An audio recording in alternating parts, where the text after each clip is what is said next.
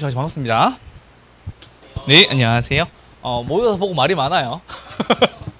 아직부터 시끌벅적해요. 아무래도 문제를 봤는데, 모의고사 문제가 한 중에서 중상 정도 사이 될 것 같고요. 제가 양보해 드릴 수 있는 최소한의 점수는 55점. 아까 말씀드렸다시피 55점 22개 정도 맞추시면 충분히 가능하고, 다만 좀 걱정되는 것은, 2차를 봤을 거 아니에요. 2차 점수가 박살이 나 있을 거예요. 안 봐도 뻔하지. 박살이 나 있을 건데, 이 해당 페이스를 유지하면은 1차는 합격하는데, 2차가 눈에 들어와서 2차를 공부하잖아요? 그럼 1차로 돌아오기가 되게 어려워져요. 그러면 2차 점수가 유지가 안 되는 경우가 있다고. 그러니까는, 우리가 지금 이제 5월에 시험 쳤잖아요? 6월에 시험 쳤을 때, 또 55점이야, 1차가. 그러면 불안해져요, 사람 마음이. 예. 근데 알고 보면, 본인이 2차 공부를 좀 했었거든. 내가 이제 1차 좀 잘 나왔네 싶어서 2차 공부를 시작하게 되면 1차 점수가 유지만 돼도 다행인 거예요. 그래서 그렇게 좀 말씀드리고, 문제 제가 지금 다 이제 분석해놓고 왔는데, 아까 말씀드렸다시피 55점. 요게 제가 학계론 이번 1차 모의고사에서 드릴 수 있는 최소한의 점수였다라는 말씀 드립니다. 자, 이 55점인데 좀 드려야 될 말씀은 뭐냐면, 이 55점을 기점으로 내가 어떤 문제를 맞추고 틀리는지를 꼭 보셔야 돼요. 아시겠죠? 그 대신 요거예요. 자, 아는 문제 맞췄다. 오케이. 아는 문제 맞췄다. 잘 정리하고 계신다. 두 번째, 애매한 문제 맞았다. 개인적으로 제가 요 점수를 60점까지 높이려다가 안 올렸던 이유는 요거 때문이었어요. 왜냐면 처음 보는 지문들, 버려야 하는 지문들이 좀 많았을 거예요. 맞죠? 몇 개 보였죠? 공법상 문제도 나왔었고, 굉장히 어려운 계산 문제도 나왔었고. 그래서 요거 애매한 지문을 정리하셔야 되는데, 요거 정리하시기가 쉽지 않을 거예요. 근데 요거 기준 알려드리면, 애매했던 지문들 중에서 그런 거 있잖아요. 내가 탄력성의 개념이 부족했어. 풀 수 있었는데 못 풀거나, 풀 수 있었는데 둘 중에 하나 찍어서 넘어가거나, 아니면은 내가 나중에 풀어야지 라고 했는데 못 돌아온 문제들, 그거 잘 정리하세요. 요거 분명히 잘 정리하셔야 돼요. 아시겠죠? 애매한 문제들. 그리고 버리는 문제가 있었을 거예요. 버리는 문제가 있었을 거고, 혹은 어려운 문제가 있었을 거고, 그리고 마지막 계산 문제가 있었을 거예요. 계산 문제가 생각보다 좀 많이 나왔더라고요.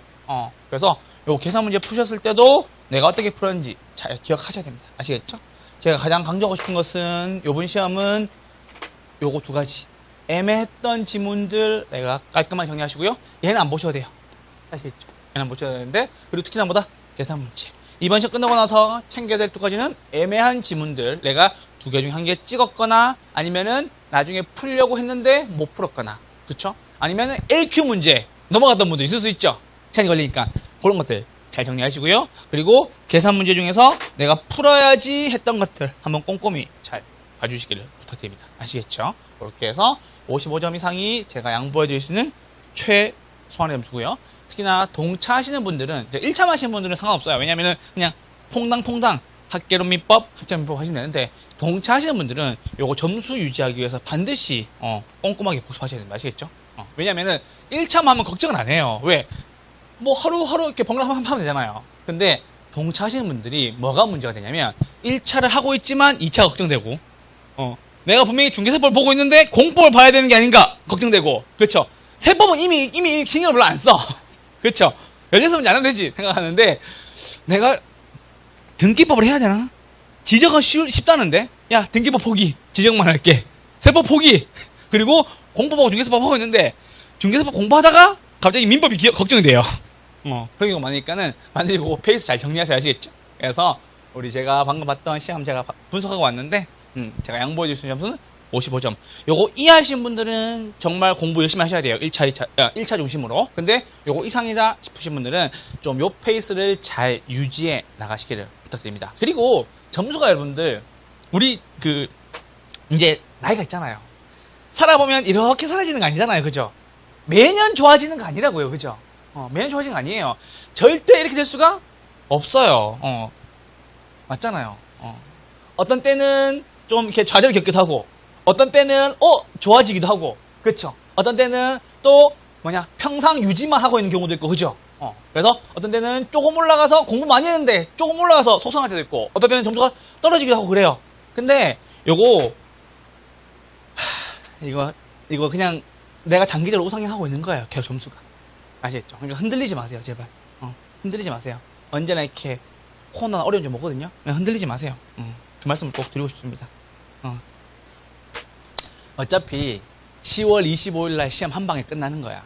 모의고사 아무리 잘 봐도 아무 의미 없어요. 무슨 의미가 있어. 10월 25일 날 시험 한 번에 의미가 있는 거지. 제 아는 그 동생 중에 제 동기 동생인데 모의고사 한 번도 붙은 적 없어요. 한 번도. 그러니까는 뭐 1차가 붙었다? 그런 적도 없어. 그냥 1차, 2차 다 떨어졌었어요. 근데 본시험 가서 붙었어요. 그럼 되잖아. 여유줘서 잘하고 있어요. 그런 성격은 못 돼. 여유줘서 잘하고 있어요, 지금. 그래서 그 말씀을 꼭 드립니다. 그러니까 절대로 점수가 천천히 올라갈 일도 없고, 천천히 떨어질 일도 없고, 어떤 때는 올라갔다가, 어떤 때는 떨어졌다가, 이런 경우가 있으니까는, 요거 55점 잘 기억해 주시고, 요거 이상이시면 계속 공부를 해 주셔라, 라는 말씀을 드립니다. 아시겠죠? 그 풀면서 좀 즐거웠던 순간 없었어요? 긴장 너무 많이 안 됐었어요? 내가 늘 그 얘기 하잖아. 학개론이 왜 무섭냐면, 처음에 시험 딱 받자마자, 시작하면은, 눈이 침침해져. 옳은 게 틀린 걸로 보이고, 틀린 게 옳은 걸로 보이고, 분명히 옳다라고 읽고 왔는데, 틀린 거 고르고 있고, 그런 경우가 많다니까요? 그래서 말씀드리잖아요. 학개론이 왜 중요하냐면, 처음에 심리 싸움에서 지잖아요. 그러면 겁을 먹는다니까, 사람이. 1, 2, 3번 안 풀려요. 덜컥 겁먹는다니까. 제가 작년 시험에서 여실히 느꼈어요. 작년 시험 문제 1번 빼고 2, 3, 4, 5가 극악의 난이도였거든. 그래서 합격률이 15.4%밖에 안 된 거지. 왜? 문제는 안 어려웠는데. 그냥 앞에 어려운 문제 두면은 그래도 뭐다 사람들이 좀 겁을 먹어요. 그래서 어머나 어떻게 풀지? 라는 개념을 가질 수가 있다고. 제가 얘기했던 거 다 이제 느껴지죠, 지금. 왜 사람들이 겁을 먹는지, 왜 긴장이 되는지, 제가 왜 답의 개수와 답의 번호를 헷갈리지 말라고 하는지. 맞죠? 그러니까는 그렇게 해서 다 정리해 주시면 됩니다. 걱정하지 마세요. 아직까지 우리 시간은 남아있으니까 걱정하지 마시고 우리 오늘 이제 시작론 보도록 하겠습니다. 자, 시작론이니까 페이지는 우리 시작론 펴주시면 됩니다. 펴주시면 됩니다. 자, 이쪽 와보세요. 자, 시작론 걱정할 게 뭐가 있어? 부동산 어디서 거래하는데 시장에서 거래하는 거죠. 자, 이쪽 와보세요. 크게 전반부와 후반부로 나눠요. 자, 전반부와 후반부로 나뉘는 거 한번 내용 보도록 하시죠. 자, 이쪽 오시죠. 자, 부동산 시장론입니다. 대충 한 5문제 정도가 출제가 되고요. 전반부에서는 시장론 나오는 거고, 내용이 부족하니까 후반부에다가 학자를 다 집어넣은 거죠. 됐죠? 자, 이제 알고 계신 분 답하셔도 돼요. 자, 부동산 시장은 크게 완전 경쟁과 불완전 경쟁 시장으로 나뉩니다. 우리 현실의 부동산 시장은 완전 경쟁이에요? 불완전 경쟁이에요? 불완전 경쟁이죠. 맞죠? 그래서 소수의 구매자와 소수의 판매자. 왜? 비싸니까 아무나 들어올 수 없는 거고요. 똑같은 상품이 있다 없다? 없죠. 상품의 이질성이 있고요. 정보도 완전해요? 불완전해요? 불완전하죠. 그렇죠. 어떤 사람들은 정보를 많이 가지고 있고 어떤 사람들은 정보를 적게 가지고 있는 것처럼 우리 불완전 경쟁 시장에 대해서 특징 잘 보셔야 되고요. 특성화 기능은 됐습니다. 효율적 시장입니다. 효율적 시장이라는 것은 정보가 어디에? 가치에 반영이 되는 걸 얘기하는 거예요. 맞죠? 과거 정보만 반영되어 있어요. 무슨 시장? 약성, 효율적 시장. 맞죠? 현재 정보랑, 과거 정보랑 현재 정보 두 가지가 반영되어 있어요. 무슨 시장? 중강성, 효율적 시장. 맞죠? 그리고 과거 정보, 현재 정보, 미래 정보가 다 가치에 반영되어 있어요. 무슨 시장? 강성, 효율적 시장인 겁니다. 특히나 세종시는 요즘 느끼죠? 세종시 알죠, 지금? 내가 다른 말 안 할게요. 세종시에 계신 분들은 빨리 자격증 따야 돼요. 아시겠죠? 지금 정보의 가치가 부동산 가치에 영향을 엄청 미치고 있어요, 지금. 맞죠? 뭐만으로도, 소문만으로도. 맞죠? 더 이상 얘기 안 합니다. 저는 뭐, 세종시 사람들 빨리 따야 돼요. 아시겠죠? 이렇게 말씀드리고. 자, 할당 효율적 시장입니다. 얘는 무슨 말이냐면, 정보가 골고루 다 할당되어 있다라는 소리예요. 오케이? 할당 효율적 시장이라는 것은 뭐다? 정보의 주체들에게 모두 다 똑같이 정보가 주어져 있다는 소리예요. 그래서 뭐가 초과인을 얻을 수가 없는 시장이라고. 그러니까 너도 알고 나도 안다 그 뜻이지. 아시겠죠? 그 말씀을 드리는 거예요. 자, 정보 현재 가치 계산 문제 요거 5가지로 풀 수 있었죠? 기억나요 지금? 큰 돈에서 작은 돈 빼고 안 될 확률 곱하고 1 플러스 R의 N승으로 나누고 됐죠? 이게 정보의 현재 가치 계산 문제였습니다. 이건 계산 문제라고 할 것도 없어. 나오면 그냥 큰 돈, 작은 돈, 안 될 확률 1 플러스 R의 n승으로 나눈다. 끝. 이렇게 보시면 됩니다. 그리고 주거분리랑 주거 여과 과정입니다. 자, 주거분리는 고소득층이랑 저소득층 나누는 거예요. 제가 농담삼아 얘기할 때 있죠. 여러분들 세종시 살죠? 아니요, 나성동 맞죠? 똑같아요. 인천 살죠? 송도. 성남 살죠? 판교 맞죠? 다 다른 거예요. 저도 그래요. 시흥 살죠? 아니요, 105 신도시요. 이렇게 얘기하는 거지. 105 신도시요. 이렇게 얘기하는 거지. 그래서 그게 주거분리예요. 아시겠죠? 주거여가 과정은 상향여가, 위로 올라가면 상향여가, 좋아지면 상향여가, 안 좋아지면 하향여가 이렇게 되는 겁니다. 아시겠죠? 이게 우리 여러분들 전반 파트에 대한 시장 이론이었고요. 후반 파트는 말로 다 할 수 없으니까 제가 만들어 놓은 표를 통해서 한번 정리하시면서 보도록 하겠습니다. 교재에 있는 시장론 펼쳐주시면 됩니다. 자, 출발합니다. 자, 우리 요거 완전 경쟁, 불안전 경쟁 한번 보고 계시면 돼요. 자, 이쪽 보세요. 우리 현실의 부동산 시장은 완전 경쟁이에요? 불완전 경쟁이에요? 불완전 경쟁이에요. 맞죠? 자, 해보세요. 소수의 수요자와 공급자. 사는 사람도 적고 파는 사람도 적다. 왜요? 고가성 때문에. 아시겠죠? 집을 아무나 살 수는 없겠죠. 부동산 투자를 아무나 할 수도 없겠죠. 그래서 소수의 수요자와 소수의 공급자가 되겠습니다. 이질적 상품을 거래합니다. 뭐 때문에요? 개별성 때문에. 맞죠? 개별성이 가진 세 가지 특징이 있는데 3B 했던 거 기억나요? 거래의 비공개 맞죠? 상품의 비표준화 맞죠? 시장의 비조직성 됐죠? 요거 중에서 이질적 상품을 거래하는 것은 상품이다 다르기 때문이다 라는 소리예요. 시장 진입과 탈퇴가 곤란합니다. 여러분들 부동산 사고 나면 바로 팔 수 있어요? 없어요? 없죠. 황금성이 낮은 거야. 이것도 이해되죠? 자, 그럼 마지막 불완전한 정보로 인해서 정보 비용이 발생한다라는 소리입니다. 자, 보세요. 불완전한 정보라면 뭐가 필요하다고? 정보 비용이 들어야 된다고. 아시겠죠? 어떤 사람이 야, 요 근처에 도로가 뚫린대 라고 얘기를 하면서 그 도로와 인접한 지역에 땅을 샀어요. 근데 도로가 안 뚫리네? 어떻게 된 거예요? 망한 거죠. 알고 보니 맹지였다. 그렇죠. 앞으로 30년간 땅값 오를 일 없다. 나는 뭐 맞는다. 재산세만 주구장창 내는 거지. 아시겠죠? 그 말씀 드리는 거예요. 그래서 불완전한 정보로 인해서 뭐가 필요하다? 정보 비용이 필요하다. 그 정보를 완벽하게 알기 위해서 어디 가고 막 국토계획, 국계법도 찾아보고 막 어디 막 국회 가가지고 지금 해당 법률에 대한 내용 다 찾아보고 해야 되는 거예요. 그래서 뭐다? 정보 비용이 필요하다. 아시겠죠? 불완전 경쟁 시장의 반대말은 완전 경쟁이겠지. 얘는 뭐다? 현실에는 없는 시장이에요. 그래서 이해가 안 되는 거야. 근데 불완전 경쟁 시장의 반대말입니다 라고만 기억하시면 되게 쉬워요. 그래서 사고 파는 사람이 많고 같은 상품이고 시장에 들어왔다가 나갔다가 마음대로 할 수 있고 완전한 정보가 공개되어 있어서 너도 알고 나도 알기 때문에 뭐가 필요 없다고? 정보 비용이 들 리가 없다. 그러니까 완전 경쟁 시장을 따로 외우지 마시고 불완전 경쟁 시장을 우리가 현실이잖아요. 요거 정확히 알고 계시고 불완전 경쟁 시장의 반대는 완전 경쟁 시장이다. 이렇게만 알고 계시면 됩니다. 아시겠죠? 이렇게 말씀드립니다. 완전 경쟁과 불완전 경쟁 시장입니다. 됐죠? 자, 볼게요. 방금 했던 거예요. 완전 경쟁 시장은 사는 사람과 파는 사람이 많고 상품도 똑같고 시장에 마음대로 들락날락 거릴 수가 있습니다. 그리고 모든 정보가 다 공개되어 있다. 완전한 정보 공개되어 있으니까 초과율은 얻을 수가 없고요. 반드시 할당 효율적 시장이다 라는 소리입니다. 됐죠? 이렇게 정리해 주세요. 그래서 완전한 정보가 다 공개되어 있다. 완전 경쟁 시장. 그렇죠? 모든 정보가 공개되어 있어서 초과율 얻을 수 없다. 아시겠죠? 너도 아는 거 나도 알고 있다는 소리예요. 그리고 그게 다 제대로 된 정보라는 거지. 아시겠죠? 그래서 반드시 할당 효율적이다. 자원이 정보가 다 누구에게 참여자에게 골고루 다 제대로 배분되어 있다. 그래서 완전 경쟁 시장은 반드시 할당 효율적 시장이 이루어집니다. 됐죠? 그렇게 해서 일물이가의 법칙이 적용됩니다. 하나의 물건에 하나의 가격 법칙. 소위 가격 탈성은 순응하는 완전 타협적. 이건 할 필요 없어요. 불안전한 정보를 공유한다는 것은 무슨 말이냐면은 정보의 가치와 정보의 비용이 같다라는 이야기이기도 합니다. 자, 이렇게 하고 불안전 경쟁 시장 여기 보시죠. 자, 사는 사람과 파는 사람이 많아요, 적어요? 적어요. 맞죠? 상품의 같다 다르다? 다르다. 그리고 시장 진입과 탈퇴의 곤란. 부동산 한 번 사면 나가기 쉽다 어렵다? 어렵다. 알고 계시죠 지금? 알죠?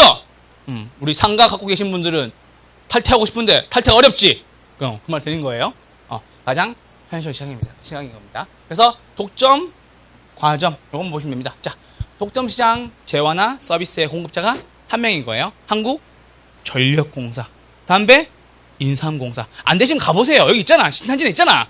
아시겠죠? KTNG 그 있잖아. 그쵸? 그 앞에 막 이렇게 나무도 막 심어주고 그러던데. 그래서 항상 그 신탄진 돌아 나올 때 맨날 봅니다. 그래서 독점 시장 아시겠죠? 한국전력공사, 담배, 인삼공사. 자, 과점 시장입니다. 공급자가 적은 시장들 아시겠죠? 대한민국은 대부분 다 H사나 K사의 자동차가 대부분이죠. 맞죠? 그것처럼 휴대폰도 전 세계 휴대폰 그렇죠? A사랑 S사가 대부분이죠. 그래서 공급자가 둘 이상인 소수의 기업밖에 없다는 것이 과점 시장에 대한 이야기인 겁니다. 그래서 독점과 과점은 한번 봐두셔야 됩니다. 자, 부동산 시장의 특성과 기능입니다. 요건 쉬우니까 보시죠. 자, 부동산 시장의 특성 요것은 무엇과 관련이 있냐면 우리 자연적 특성 기억나죠? 부동성, 부증성, 영, 속성, 개, 배성, 인접성 그 내용을 부동산으로 옮겨놓은 거예요. 됐죠? 한번 볼게요. 자, 고정성 뭐 때문에? 부동성 때문에. 수급 조절이 곤란해요. 부증성 때문에. 거래의 비공개, 상품의 비표준, 시장의 비조치성 3, 4, 5를 묶으시면 다음 무슨 특성? 개별성 때문인 겁니다. 됐죠? 그리고 과다한 법적 규제. 서울은 규제가 어마어마하죠. 투기, 과열지구, 조정, 대상지역, 토지거래, 허가구역 등등등 안 걸려있는 게 없다고. 비싼 곳에서는. 그렇죠? 그래서 과다한 법적 규제를 쓸 수가 있고요. 매매기간의 장기성. 그래서 환금성. 돈으로 바꾸는 것이 쉽다 어렵다? 어렵다라는 거예요. 아시겠죠? 당연히 금융자본시장과 관련성이 깊겠죠. 대한민국이 여러분 그거 알아요? 그거 아세요? 대한민국이 전 세계에서 집을 살 때 돈을 빌리는 가장 압도적으로 비율이 높은 나라래요. 그래서 막 2등과 막 3, 4배 차이 나더라고. 금액적으로도. 그래서 당연히 금융자본시장과 관련성이 깊겠죠. 자, 부동산의 기능입니다. 교환, 그리고 자원배분, 정보 제공, 가격을 만드는 거죠. 내가 이 가격에 살게, 아니야, 나 이 가격에 팔게 라고 얘기하면서 가격을 맞춰나가는 거고, 입지 경쟁하고 양과질의 조절 가능성입니다. 기능은 됐는데 우리 특성 8가지 정도는 한번 보셔야 됩니다. 특히 5번까지는 아시겠죠? 그래서 부동산 특성 8가지가 있다라는 겁니다. 되셨죠? 오케이? 네. 자, 잠시만요. 이 문제가 나와서 한번 말씀 좀 드리고 넘어가야 될 것 같아요. 이거 맞췄는지 물어볼 거예요. 자, 시장 실패. 여기도 지금 나오죠. 시장 실패. 이거 물론 정책론 가서 배우긴 하는데 시장 실패 요인 몇 가지예요? 몇 가지. 뭐였죠? 첫 번째, 왜? 부효과. 맞죠? 정의의 볼까랑 부의 볼까. 두 번째는요? 불완전, 완전, 경쟁시장. 맞죠? 불완전, 경쟁시장. 그래서 독점과 과점시장. 그리고 규모의 경제까지. 됐죠? 세 번째는요? 공제. 맞죠? 공제는 두 가지 문제죠? 배제. 경합성 때문에. 무슨 문제가 생긴다고요? 돈 안 내고 타는 거. 돈 안 내고 타는 거 무슨 문제? 승차 문제가 생긴다고요. 됐죠? 마지막, 정보의 비대칭성 혹은 불완전성이라고도 얘기해요. 아시겠죠? 정보의 비대칭성 혹은 정보의 뭐다? 불완전성. 이게 무슨 말이죠? 나는 알고 너는 모른다. 아시겠죠? 그래서 아는 나는 도덕적 해이가 생길 거고 모르는 너는 역선택하게 될 거다는 겁니다. 아시겠죠? 그래서 요거 4개 아니면 시장 실패가 아니에요. 아시겠죠? 요거 4가지만 시장 실패. 시장 실패 몇 가지? 4가지. 그래서 왜? 불공정하니까 시장이 실패한다. 끝. 됐죠? 요거 4개 반드시 잘 기억해 주세요. 자, 1번 약간 볼게요. 23번 기출문제입니다. 부동산 시장은 경제적, 사회적, 행정적 변화에 따라서 영향을 받으며 수요 공급도 그 특성에 영향을 받는다. 받아요, 안 받아요? 받아요, 안 받아요? 받아요? 오케이. 1번 맞는 거고요. 2번. 부동산 시장에서는 수요 공급의 불균형을 해서 단기적으로 가격이 형성이 왜곡될 가능성이 있다. 맞습니까? 맞죠? 그래서 보세요. 봐봐. 우리 코로나 때 여러분들 단기적으로 얼마나 이렇게 거품이 낀 게 있었어요. 그쵸? 단기적으로는 가격 형성이 왜곡될 가능성이 있다. 그쵸? 3번. 부동산 시장의 거래의 비공개성으로 인해서 불합리한 가격이 형성이 되며 이는 비가역성과 관련있다. 관련이 없죠. 나왔죠? 거래의 비공개성. 무엇과 관련이 있는 거예요? 개별성과 관련이 있다. 답은 3번인 겁니다. 그래서 비가역성이 뭐예요? 라고 할게요. 자, 잘 보세요. 역으로 돌릴 수가 없다는 소리입니다. 맞죠? 비가역. 역으로, 반대로, 원래대로 돌릴 수 없다는 소리입니다. 자, 무슨 말이냐면, 우리 부동산이 한번 개발되고 나면은, 그거를 원래 있던 것으로 돌리기가 쉬워요? 어려워요? 어렵죠? 우린 그거를 비가역성이라고 있는 거예요. 아시겠죠? 그래서 비가역성. 역으로 가는 것이 어렵다라는 소리입니다. 아시겠죠? 그래서 비가역성이 있긴 있는데, 방금 얘기했던 이 거래의 비공개성은 무엇과 관련이 깊은 거? 개별성과 관련이 깊은 거. 두 가지 더 있죠? 상품의 비표준화, 시장의 비조직성. 아시겠죠? 그래서 몇 번? 3번 이렇게 됩니다. 됐죠? 4번입니다. 외부 효과 보였네요. 시장 실패가 발생할 수 있다. 오케이. 맞죠?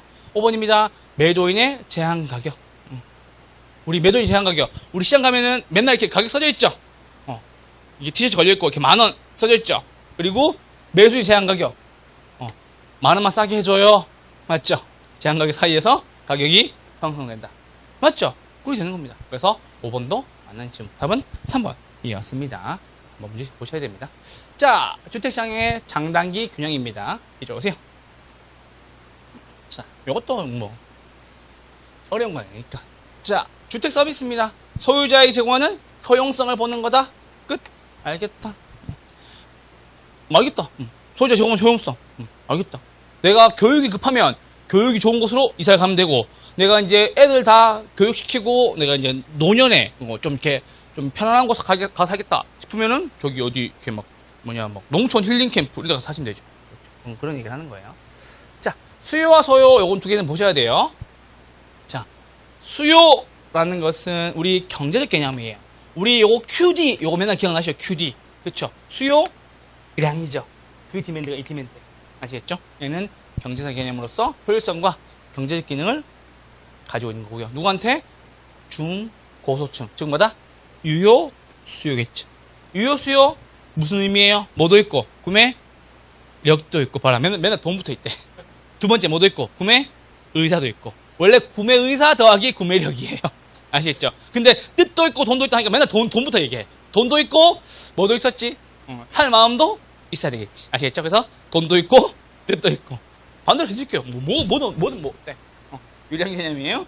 기타 공급량이고. 자, 소요라는 것은 니즈를 얘기하는 거예요. 얘는 정부 정책인 거예요. 아시겠죠? 형평성을 위해서 적극적 개입하는 거고, 정책 개입하는 거고, 무주택 저소득계층. 아시겠죠? 얘한테 주는 거예요. 그래서 주택의 소요는 무슨 개념이다? 정책상, 정치적 개념이다라는 거예요. 이건 알 필요 없어요. 뭐 말면 된다? 주택의 수요, 요 개념만 알고 계시면 됩니다. 아시겠죠? 그 뜻입니다. 자, 절약과 유량입니다. 요건 알고 계셔야 됩니다. 요거 경제론에서 봤었는데 기억나시나요? 유량과 절약 구분하는 거. 맞죠? 자, 보세요. 절약 나왔어요. 절약 나왔다. 우리 뭐 체크해야 된다? 일정 시점. 그렇죠. 그러니까 지금 현재 아시겠죠? 얘기하는 거예요. 그래서 일정 시점에 존재하는 주택의 양인 겁니다. 됐죠? 수요량은 보유하고자 하는 주택의 양입니다. 당연히 유량은 두 번째 기간 나와야 되겠죠. 유량마다 기간, 일정 기간 동안 공급하고자, 일정 기간 동안 보유하고자 하는 주택을 얘기하는 거예요. 그래서 절량과 유량은 고민할 필요 없어요. 절량은 뭐다? 시점. 유량은 뭐다? 기간인 겁니다. 수요 공급이든 아무 상관없습니다. 자, 주택시장의 단기 균형과 장기 균형입니다. 이쪽 오세요. 자, 이럴 수가 있지. 주택시장의 단기에는 공급이 변해요, 안 변해요? 안 변하죠? 맞죠? 그러면 보세요. 자, 제가 이렇게 얘기해요. 저한테 지금 집 주세요라고 얘기했었어요. 여러분이 건물주예요, 공급자예요. 지금 집 좀 주세요 라고 얘기했었어요. 맞죠? 새 집 줘요, 못 줘요? 못 주죠. 있는 집은 줘요, 못 주죠? 못 줘요. 주죠. 그래서 뭐다? 재고량만 따지는 거예요. 왜 공급이 불변이냐? 신규 공급이 된다, 안 된다? 신규 공급이 안 되기 때문에. 맞죠? 그래서 뭐다? 단기에는 주택의 수량은 불변한다. 그래서 단기에는 저량 시점을 얘기하는 것이고, 내가 지금 얘기했으니까, 그쵸? 뭐만 변한다? 가격만 바뀐다. 됐죠? 그러니까는 있는 집들에 대한 가격만 계속 올라가는 거지. 됐죠? 근데 자, 장기 균형이에요. 이렇게 얘기하는 거지. 여러분, 5년 이내에 집 한 채만 주세요라고 얘기해요. 그러면 돈이 된다면 내가 지금부터 새 집을 짓기 시작하겠죠. 됐죠? 자, 그래서 보세요. 장기에는 뭐가 가능하다? 공급이 가능하다. 뭐가? 신규 공급이니까.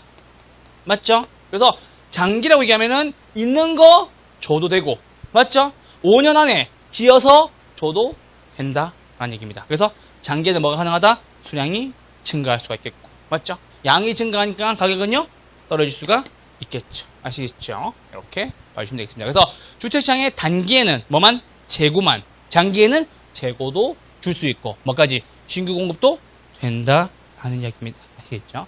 상단기 균형입니다. 자, 주택 예고 과정입니다. 앞부분은 쉬우니까. 자, 여과 과정입니다.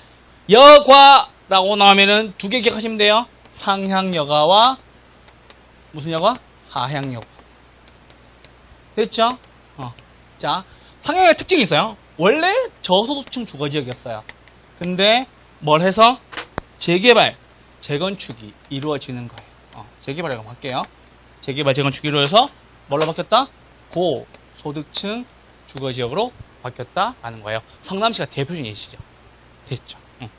두 번째, 원래 성남시가 예전에 그 청계천에 계시던 분들이 이렇게 그 주거 환경 개선 사업이 필요한, 맞죠? 분들 어디로? 저 성남시 옮긴 거죠. 근데 거기가 이제 완전 별천지가 됐죠. 자, 하향 여과는 요겁니다. 원래는 뭐였는데? 고소득층 주거지역이었는데. 맞죠? 뭐가? 투자한다, 안 한다? 투자 안 하는 거지. 그래서 뭐가 된다? 낙후된 거죠. 뭘로 바뀌었다? 저소득층 주거지역으로 바뀐 거죠. 이렇게 두 가지 봐주시면 되겠습니다. 됐죠? 자, 볼게요. 주택 과정이란 주택의 질적 수준이 좋아지거나 나빠지는 경우입니다. 됐죠? 하향 여과입니다. 여기 나와 있죠? 하향 여과. 누가 쓰던 것이 고소득층이 사용하던 주택이 뭘로? 저소득층의 사용으로 바뀌는 것이다 라는 겁니다. 아시겠죠? 그래서 하향 여과는 저소득층의 임대료 보조금 지급, 인구 증가 등의 이유로 저소득층의 수요가 증가되면 하향 여과가 발생하게 됩니다. 아시겠죠? 상향 여과입니다. 누가 쓰던 것이? 저소득층이 쓰던 것이. 반드시 이 얘기가 나와야 돼요. 뭐다? 수선되거나 뭐가 돼서 재개발이 돼서 뭘로 바뀐다? 고소득층으로 바뀐다. 여기 적혀있죠. 그래서 상향 여과는 저소득이 고소득으로 뭐가 돼서 재개발, 재건축이 돼서, 하향 여과는 시간이 지나서 낙후돼서 저소득층으로 바뀌었다라는 겁니다. 아시겠죠? 자, 주택시장의 여과 과정입니다. 이건 한번 설명 좀 드릴게요. 자, 요 지문이 예전에 한번 나와가지고 사람들을 좀 힘들게 만들었는데, 이거 한번 설명드려 볼게요. 자, 저가주택에 대한 수요가 증가해서 저가주택 가격이 상승하면 낙후된 고가주택의 일부가 하향 여과되어서 저소득층에게 공급된다. 그래서 결론적으로 저가주택의 공급이 증가되게 된다. 자, 이쪽 보세요. 요 말이에요. 자, 고소득층 주거지역이 있고 저소득층 주거지역이 있었어요. 그냥 신규 공급이 없다는 전제 조건이에요. 자, 그래서 저소득층이 이렇게 있었는데, 지금 보시면 어디가? 저가주택에 대한 수요가 증가하죠. 맞죠? 그래서 여기에 수요가 증가하게 됩니다. 수요가 증가하면 가격은요? 가격은 상승하게 되죠. 맞죠? 그래서 보세요. 원래 저가주택은 50만 원이었어요. 얼마? 원래는 50만 원이었어요. 고가주택 얼마? 원래는 100만 원이었어요. 그쵸? 근데 저가주택의 수요가 증가하니까 얼마? 가격이 올라간 거예요. 얼마까지? 70만 원까지. 됐죠, 지금? 근데 이 고가주택들 중에서도 싹 다 고가주택이 아니라 일부 고가주택이 이렇게 낙후된 곳이 있는 거야. 이렇게 건물 무너지고 이렇게 옆에 이렇게 막 그 촌스러운 막 붙어 있고. 그래서 이게 어디로 들어온다? 저가주택으로 들어온다는 소리예요. 얘가 100만 원 못 받는다는 얘기겠지. 그렇죠? 얼마? 70만 원짜리 받긴다. 그겠죠? 그 말이에요. 됐죠? 그래서 보세요.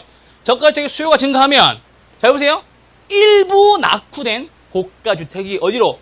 저가주택 시장으로 들어오기 때문에 저가주택의 수요, 공급이 어떻게 된다? 증가하게 된다는 겁니다. 아시겠죠? 그 말이에요. 그래서 저가주택의 수요가 증가하면 가격이 올라가니까는, 그쵸? 원래는 고가주택이었는데 고가주택 중에서 안 좋은 것들, 그게 어디로? 저가주택 시장으로 들어오게 된다라는 이야기입니다. 아시겠죠? 제가 요거 나중에 예시를 들어드릴 수 있는데, 여러분 강남에 가면 낙후된 고가 아파트들 있죠? 집주인은 거기 살아요, 안 살아요? 그 말이죠. 지금 이해되죠, 지금? 그래서 강남에 있는 좋은 아파트 중에서 좀 오래된 곳은 집주인이 사는 경우가 좀 드물어요. 집주인은 딴 데 좋은 데 살고, 그렇죠. 그런 경우가 많죠. 그럴 수 있는 거예요. 물론, 낙후는 됐지만, 비쌉니다. 아시겠죠? 비쌉니다. 그건 이해합니다. 그래서 요거 하나 보세요. 농담이에요, 농담. 좀 뭐라고 하지 마요, 좀. 가끔 이렇게 막 뭐라 그래요. 전국구 나가니까. 교수님, 그거는 너무 차별적 발언 아닙니까? 예시를 듣는 거잖아요, 예시를. 아시겠죠? 미안합니다, 아시겠죠? 이렇게 밸런스 좀 맞춰줘야 돼요. 이렇게 게시판에 이렇게 컴플레인이 들어온 경우가 있어요. 속상해요. 수요가 증가하면 뭐가? 가격이 올라가고 낙후된 고가주택 어디로? 저가주택 시장으로 들어오게 되니까 저소득층에 공급되고 공급이 증가한다. 이거 하나 알고 계세요? 아시겠죠? 시험에 단골 지문입니다. 단골 지문. 아시겠죠? 근데 단골 지문인데 단골인데 늘 몰라봐. 아시겠죠? 시험에 매년 나오는데 자주 나오는데 나오면 새롭고 나오면 새로워. 아시겠죠? 그래서 이거 하나 잘 지켜주세요. 자, 두 번째입니다. 얘도 단골 손님이죠. 공가 뭐다? 빈집 발생한다. 빈집 발생. 이번 시험에 나왔던데요. 빈집 발생은 뭐가? 시장 실패가 아니다. 아시겠죠? 시장 실패가 아니다.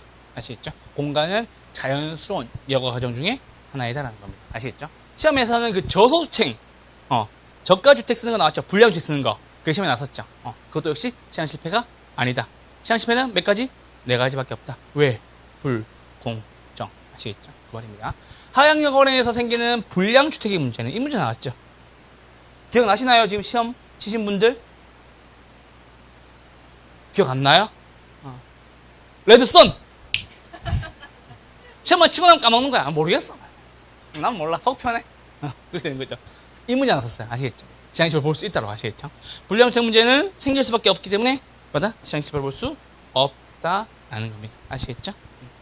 불량주택 문제를 해결하는 방법은 소득을 늘리는 거가 되겠죠. 됐죠? 자, 잠깐만. 제가 이제 몇 년째 밀고 있는 건데, 예전에 보면 이렇게, 홍수가 나가지고, 반지하에 살고 계신 분들이 방범창 때문에 못 나온 경우가 있었어요. 기억나시나요? 저는 개인적으로 사람은 지하에는 살면 안 된다고 생각해요. 그래서 그분들이 거기 살 수밖에 없었던 이유는 당연히, 내가 월 임대료를 감당이 힘드셔서 그랬을 거 생각을 하는데, 제 제자님들은 부디 그런 일은 좀 없는, 아시겠죠? 하더라도 좀 꼼꼼히 알아보고, 아시죠? 방범창 탈부착이 안쪽에서는 쉬운지 그런 까지 좀 보였으면 좋겠습니다. 그래서 불량주택 문제가 나오면 좀 늘 그 생각이 나요. 부동산을 가르치는 사람으로서 좀 그런 일이 없었으면 좋겠다라고 말씀을 드립니다. 중개해야 될 일이 있을 수도 있어요. 근데 꼼꼼하게 좀 잘 체크하셔서 내가 저소득 때문에 목숨을 좀 잃는 경우는 없었으면 좋겠습니다. 그 뉴스를 보고 좀 충격을 느껴가지고 좀 마음이 그랬습니다. 자, 이제 넘어오시죠. 됐습니다. 자, 주거분리와 여가 과정입니다. 자, 주거분리. 아까 말씀드렸던 그거예요. 됐죠? 너 세종 살지? 아니, 나성동. 맞죠? 그 얘기 드리는 거예요. 주거분리란 고소득층의 주거지역과 저소득층의 주거지역이 분리되어 있는 것을 말한다라는 겁니다. 자, 주거분리는 부의 물가는 차단하고 정의 물가는 추구하는 과정에서 생기는 것이고, 주거분리 현상은 전체를 대상으로 생기기도 하고 근린 지역에서도 생기기도 한다라는 얘기입니다. 그러니까는 주거분리 현상은 도시 전체에서도 발생하고, 아시겠죠? 인근 지역에서도 발생한다는 소리입니다. 맞죠? 자, 봅시다. 세종시에서 주거분리합니다. 어디 살아요? 나성동 살아요. 됐죠? 나성동 내에서도 좋은 아파트가 있을 거고, 맞죠? 그래서 나성동 아파트 내에서 저기 보니까 이렇게 베란다 나가서 보면은 이렇게 큰 빌딩 가운데 이렇게 연결되어 있는 아파트 있더라고.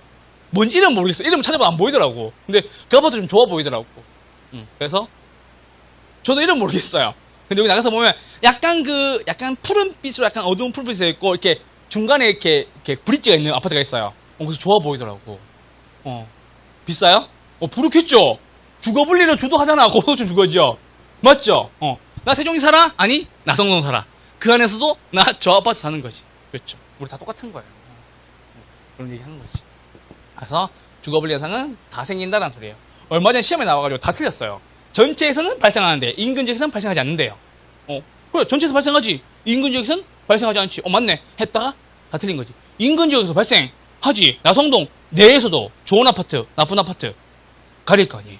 맞죠? 그 뜻입니다. 그래서 주거 분리는 도시 성장과도 관련성이 있습니다. 여러분들이 요 신도시로 오면서 주거 분리가 됐죠. 그보다 이 신도시 쪽이 성장이 된 거겠지. 저희도 마찬가지.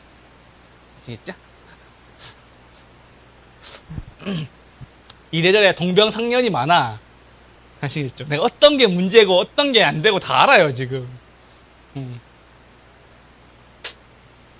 자, 이제 오세요. 자, 잘 보세요. 고급주택 지역이에요. 고급주택 지역. 자, 고급주택 지역에서 가치 상승폭이 커요. 내가 돈을 얼마? 50만원 집어넣었는데 집값이 얼마? 100만원 오른 거예요. 투자해야 안 해요? 투자하겠죠. 그래서 점점 더 고소득층이 이용하게 되고 더욱 고급화되고 고가주택 지역으로 계속 남습니다. 대표적으로 한남동. 됐죠.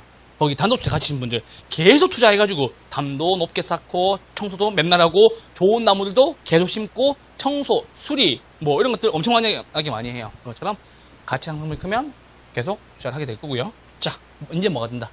내가 50만원 들였는데 가치가 얼마? 10만원밖에 안 오르는 거예요. 됐죠? 투자해요 안 해요? 안 하죠. 그래서 저소득층이 이용하게 되고 하향 여가가 이루어진다. 여가가 이루어지는 방향이 중요한 거예요. 아시겠죠?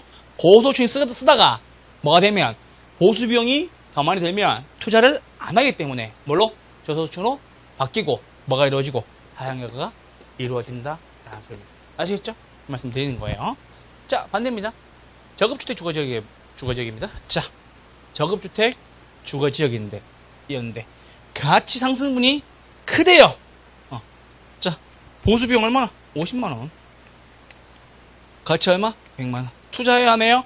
투자를 하죠. 그래서 고소득층이 이용하게 되고 뭐가? 상향 여가가 벌어지게 됩니다. 됐죠? 똑같아요. 역시 돈만 많이 듭니다. 가치는 안 오릅니다. 투자한다 한다? 안 한다. 저소득층이 이용하게 되고 얘는 불량주택으로 바뀝니다. 아시겠죠? 그렇게 해서 계속 저가주택으로 남습니다. 그러니까는 두 가지 구분하셔야 돼요. 아까 처음에 얘기했던 거. 자, 고급주택 지역이 무엇이 되면 보수 비용이 크다면 투자를 안 하게 되고 하향 여가가 이루어지고 저급주택 지역이 가치 상승분이 크다면 투자를 하게 되고 상향 여가로 바뀐다라는 겁니다. 아시겠죠? 한번 봐주세요. 자, 경계 지역에서의 여가 현상입니다. 할인과 할증입니다. 자, 봐봐, 눈빛이 어떤 줄 알아요? 쉬우면 어려우면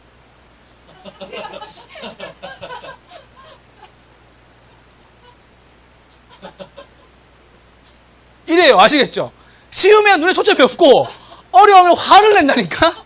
쉬우면 이렇게 보고 있어요. 웃지도 않아. 어려우면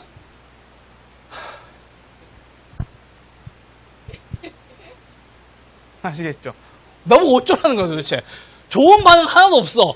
쉬우면은 알아듣겠대. 알아들으면 표정이 멍해. 그리고 어떤 분들 이렇게 막 졸린가 봐 이렇게. 너무 쉬운데? 그래서 막 맞대. 그저 끄덕끄덕 이래. 아시겠죠? 이제 오세요. 정신 차려! 눈 뜨세요! 자, 이제 오세요. 자, 경계 지역입니다. 내가 미치겠어 지금. 자, 이제 오세요. 자, 저소득층 주거지역과 고소득층 주거지역이 잘 보세요. 고소득층 주거지역과 인접한 저소득층 주거지역은 싸게 거래돼요? 비싸게 거래돼요? 비싸게. 그래서 뭐다? 할증되어 거래된다라는 얘기입니다. 됐죠? 잘 보세요. 저소득층 주거지역과 인접한 고소득층 주거지역은 비싸게 거래돼요? 싸게 거래돼요? 싸게 거래되죠. 그래서 할인되어 거래된다 라는 얘기입니다. 아시겠죠? 그 말씀을 드리는 거예요. 그 옛날에 그런 거 있었는데 혹시 그거 기억나요? 그 학군 배정 받을 때 애들이 이렇게 중학교 가거나 고등학교 갈 때 학군 배정 받을 때 혹시나 돈은 없지만 내가 중학교 저기 있는 고등학교 가기 위해서 우리 이렇게 이사를 간 경우가 있죠. 그거 얘기하는 거예요. 그래서 아시겠죠? 그래서 결혼쌤은 여기 살았지만 이렇게 요쪽 살짝 이사를 가가지고 됐었죠. 그런 적이 있었어요. 아시겠죠? 위장 전입은 아니에요. 정상적으로 한 거예요. 아시겠죠? 나도 좀 돈을 벌 수 있잖아. 맞죠? 그래서 어디 저소층과 인접한 조금 할증대 거래되고 헷갈리지 말고 100만원, 80만원 늘 말씀드린 거예요. 60만원, 50만원 이렇게 보시면 이해가 잘 되시죠. 됐죠? 그래서 요거 두 가지 경계 지역에서의 예고 현상 어떤 데는 비싸게 팔리고 어떤 부분은 싸게 팔린다. 요거 두 개 구분해서 정리를 해 주세요. 아시겠죠? 예고 과정과 주거 분리했습니다. 자, 문제 하나 풀고 잠깐 쉴게요. 이제 주택이 상향 예고화예요. 좋아지는 거예요? 나빠지는 거예요? 좋아지는 거죠. 상위 소득이 사용하던 주택이 하위 소득으로 바뀌는 것을 말한다. 상향이다, 하향이다. 하향이다. 다음 몇 번? 1번 끝. 하향에 대한 설명이었죠. 1번 찍고 넘어갔었어요. 이번 시험에서 그렇게 했어요? 안 했죠.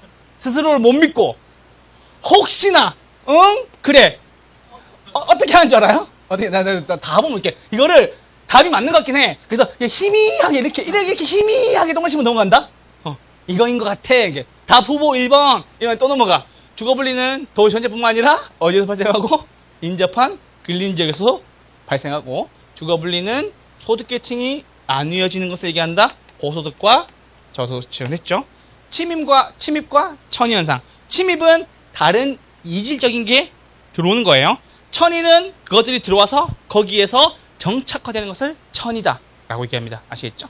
침입과 천의 현상에서 주거 입지에 변화가 생길 수가 있다. 공가, 빈집이 발생하는 것은 주택 예고 과정에 되게 중요한 구성 요소 중 하나이다. 오케이. 그럼 몇 번? 1번. 이렇게 하면은 시간이 부족하지. 됐죠? 무조건 시간 부족해요. 아시겠죠? 그래서 이렇게 답이 앞에 나오는 것들은 좀 1번 찍고 그 전에 말씀드렸잖아.